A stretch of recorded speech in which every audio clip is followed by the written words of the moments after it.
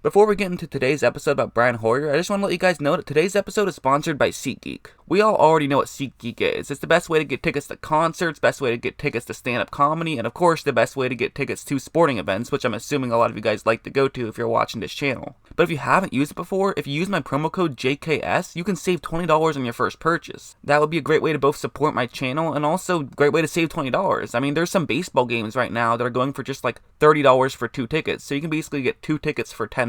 So be sure to check that out. All you have to do is click on the link in the description below. It's a great deal and it helps me out, so I'd appreciate it. And anyways, back to your scheduled video. Brian Hoyer the Destroyer, universally loved, universally feared. He's played for 10 years on 6 different teams, 7 if you count the Patriots twice. He's also just 33, only 1 year older than Colt McCoy, who I talked about in my last video, which is kind of crazy because he feels way older. I don't really know why that is, but anyways. He was kind of a tough guy to place on this list, largely because it's been about a year and a half since he's gotten any significant playing time, and that wasn't even with the team he's currently playing for.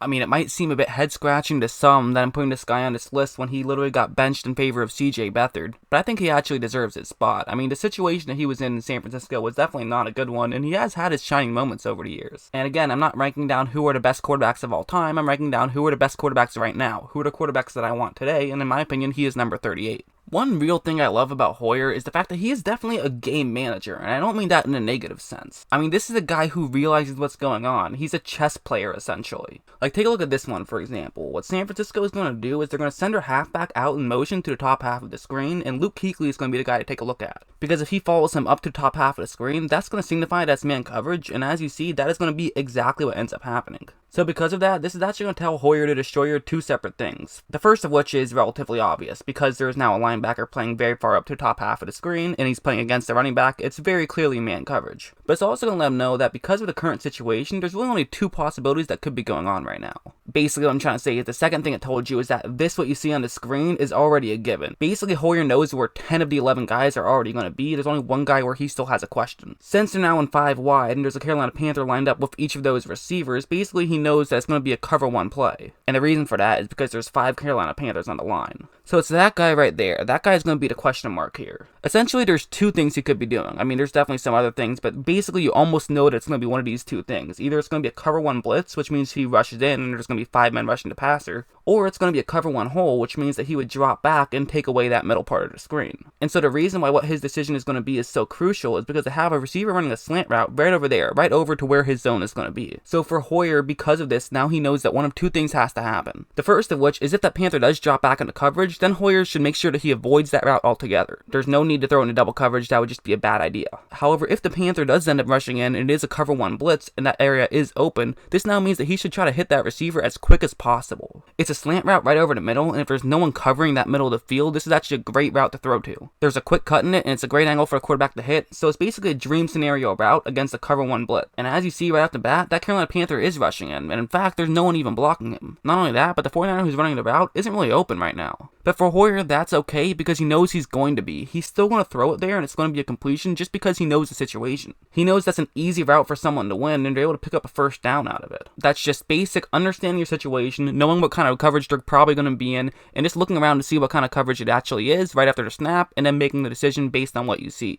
It can often take some time to try to figure out what kind of coverage the other team is running. However, if you already know what 10 of the 11 guys are doing, it becomes a lot easier, and that's what Hoyer did on that play. Although in fairness, that one was a little bit more basic. There wasn't really a ton of disguises going on, so let's go over to one where there was a good amount of disguises. Once again, San Francisco is going to send a man in motion, it's going to be that man right there, and if the defensive back follows him, then they should have an idea that it's man coverage, right?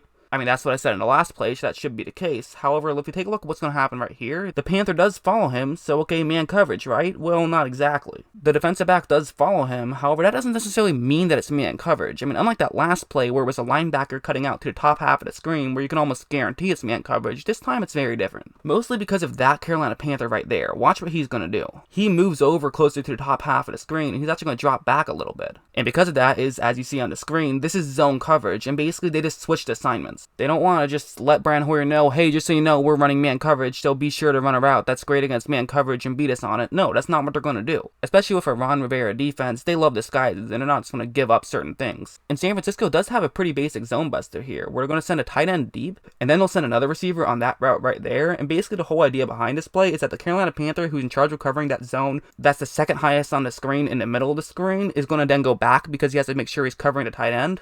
and this would mean that the 49er receiver can simply cut underneath him and could get wide open for a short gain. It wouldn't be anything game-changing, but it would be some positive yards, and you can't go broke making a profit. So if this is a rookie quarterback, they probably wouldn't even look in that direction. They'd say, okay, man coverage, don't want to throw it there. But Hoyer saw the disguise, and the second that receiver gets open, he's able to hit him, and they're able to pick up a decent gain. I think those two plays right there show you why I have him on this list. There might be other guys who are more athletic than him. I would actually say that both number 39 and 40 on this list, RG3 and Colt McCoy respectively, are both better overall athletes than Brian Hoyer. But Hoyer makes up for that by being a high IQ quarterback, which of course is so important in the quarterback position of being a high IQ player. But that doesn't necessarily mean that he's not a good physical player as well. Like on this play, it's going to start off the same way that first play started off, where they're going to send a halfback in motion, and if Kuechly follows him to the top half of the screen, which he is going to do, then you know that it is going to be man coverage, which now you know that it is. So once everyone gets into position, again, Brian Hoyer can have a basic idea of what's going on. It is going to be a cover 1 blitz on this one. Again, much like that first play, it could be a cover 1 hole. However, that's not really going to matter here, and here's why.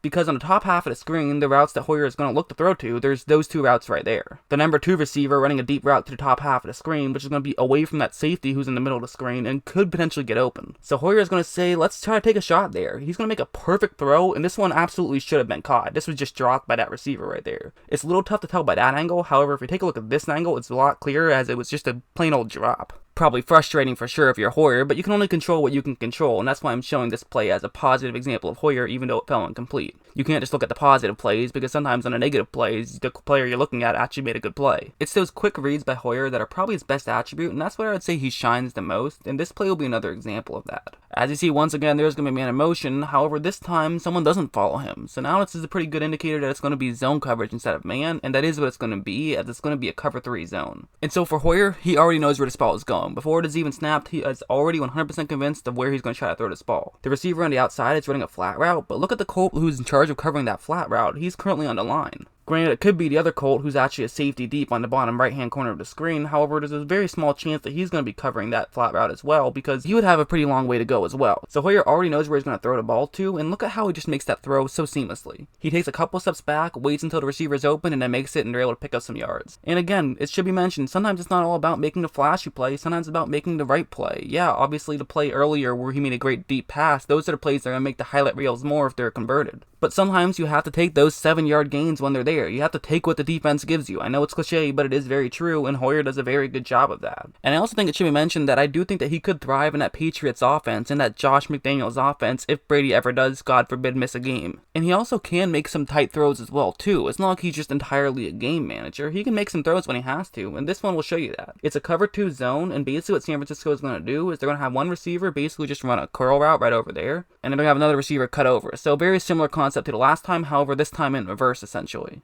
Because the route in charge of keeping a defender in a certain place is actually going to be a curl route instead of a go route. And as you see, this play works out very well because that Colt does have to move over to make sure he's covering that one San Francisco 49ers receiver. So this now means that Hoyer has a pretty decent window to try to make it through. So already this is a pretty good play, but also look at Hoyer's throw. It's just a perfectly timed pass more than anything. I mean, it's perfectly in between that gap between those two defensive players. Granted, it should be mentioned there was a pretty decent window on that play. However, you have to give credit to Hoyer for basically extending that window by timing it perfectly. Windows can get bigger or smaller, but he waited until the perfect time to make that throw, so that way the window is as big as it possibly could have been. Maybe my favorite play when watching tape of Brian Hoyer preparing for this video was this one. It's going to start off with him kicking that left foot back, and what that means is basically he's telling that receiver right over there, go in motion to the bottom half of the screen. If someone follows him, it could be man coverage. No one really follows him, so it's probably zone. That's what it probably is. Granted, it could be a disguise. However, San Francisco feels pretty confident that that's not what's going to be the case, largely because there was initially a linebacker lined up with a receiver, and so typically you wouldn't have a linebacker playing man coverage against a receiver. So when you add on to the fact that no one followed that 49er who was in motion, the chances of this being a man coverage play are very slim. So as of right now, as you can clearly see, Indianapolis is definitely expecting a run, and for a good reason.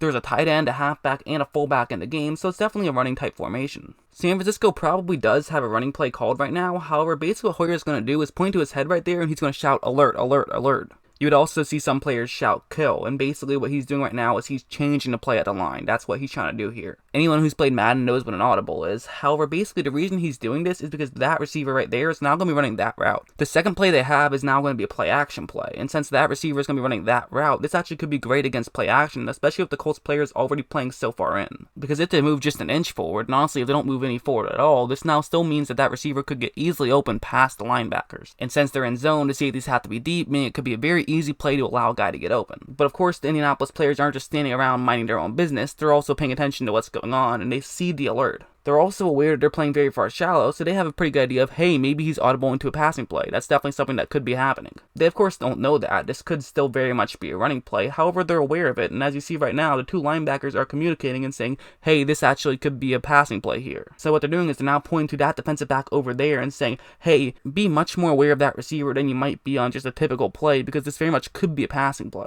So basically a lot has already happened before this ball has even snapped, but take a look what happens after the ball is snapped. One thing I like about Hoyer on this play is look at how he does a very good job of getting his shoulder square right off the bat. That's very good. Some guys don't do that off of play action. A lot of guys after play action, they're already moving, and so they kind of just continue moving. But Hoyer does a very good job of making sure that he can keep his shoulder square and get his foot ready. But of course, because the Indianapolis Colts did a very good job pre-snap of sort of realizing what might be going on, this now means that a defensive player is playing pretty good coverage against that 49er. But despite that, it's a good enough route against this coverage, and because the linebackers are playing so far in, that Hoyer is still going to try it there anyway. It's not a huge window, but it's a big enough window, and it results in a completion. And I mean, that's just good football right there. It's just smart players making smart reads pre-snap and making smart plays post-snap, and also just some good athletic plays after the snap with both that receiver and a good throw from Hoyer. It wasn't even bad defense by the Colts. The Colts did everything right on that play as well, but just sometimes you get beat. The play that ended up happening ended up being very different than the play that was supposed to happen, however it resulted in a completion, so good play by Hoyer. At the end of the day, all things run through the quarterback, and good job by Brian Hoyer of knowing he had to alert and then also being able to make a good throw.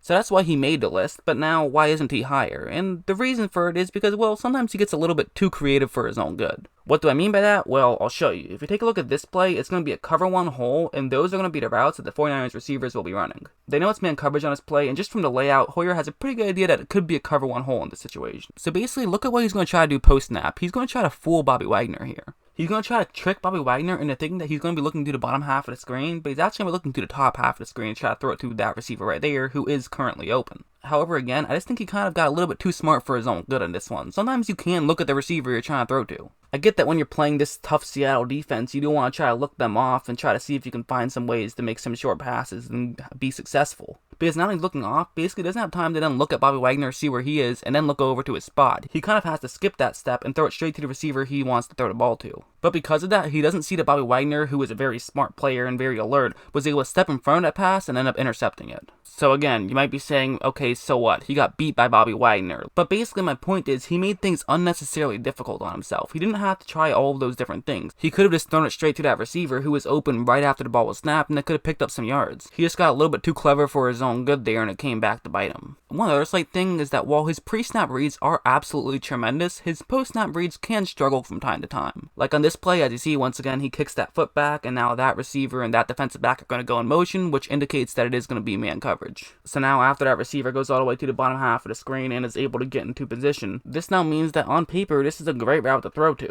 That San Francisco 49ers receiver is going to be running a flat route, and if you take a look, his assigned man isn't in great position. Not in terrible position either, but when it's already a good route to beat man coverage, unless you're in perfect position, it's going to be kind of tough. So Hoyer, being the alert, smart player that he is, says, okay, that guy's going to get open, so I'm going to try to throw it to him. However, post-snap, if we take a look, right now is when Hoyer's throwing the ball, but that defensive back is going to do a very good job of reading this play. Not to mention that ball was kind of a duck. I mean, it wasn't really thrown as hard as he wanted it to be. And so a below-average post-snap read and a below-average throw, maybe an isolated incident, wouldn't be the end of the world. When you put them together, that's what results in an interception almost for a touchdown. So that's why I have Hoyer the Destroyer at number 38. I think he's worthy of that ranking in my opinion. But again, as I keep mentioning, these videos are not meant to be an end-all, be-all. So please let me know in the comments below, would you have Brian Hoyer higher or lower? Where would you rank the three guys I mentioned so far? Do you think that Colt McCoy should be higher than him? Do you think that Colt McCoy should be off the list? Do you think that RG3 should be higher than him? At the end of the day, talking about sports is fun, and ranking quarterbacks is fun, so that's why I'm doing this. I hope you guys enjoyed, and as always, thanks for watching.